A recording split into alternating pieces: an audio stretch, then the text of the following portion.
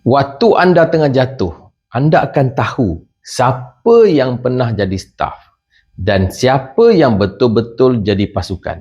Tapi jangan kecewa sangat bos. Sebab kadang-kadang bila orang tinggalkan kita, itu sebenarnya petunjuk untuk naik lebih tinggi tanpa beban. Saya tahu perasaan tu bos.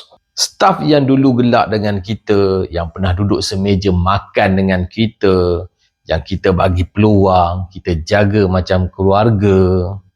Bila bisnes tengah jatuh, dia cari tempat lain. Dia lesap.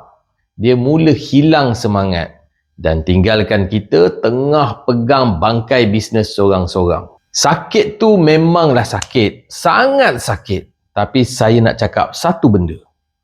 Orang yang betul-betul setia ni bukan yang stay waktu senang, tapi yang bantu cari jalan waktu semua orang tengah lari. Jadi hari ni saya nak share 3 perkara yang anda kena buat bila staff tinggalkan anda waktu anda tengah susah. 1. Jangan emosi, jangan merayu. Kalau dia pergi, biarkan dia pergi. Orang yang tinggalkan kita waktu kita jatuh ni, belum tentu mampu tolak kita balik naik ke atas. Gunakan kesedihan tu untuk kuatkan sistem. Bila staff pergi, sebenarnya anda akan nampak lubang, lompong. Tutup lubang tu, automasikan. Ulang kerja yang boleh diajar. Jangan ulang silap yang sama. Dan yang ketiga, cari orang baru dengan energi baru.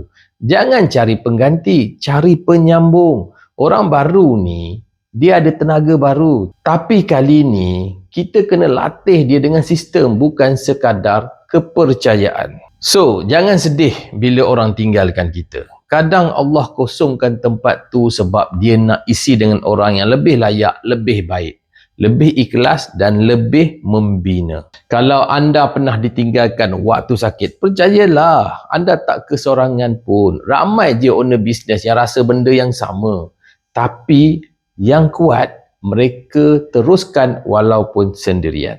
Okey, follow saya setiap hari untuk tip bangkit daripada realiti pahit. Kalau anda rasa ada kawan bisnes anda yang tengah lalui fasa ini, tag atau share post ini kepada mereka.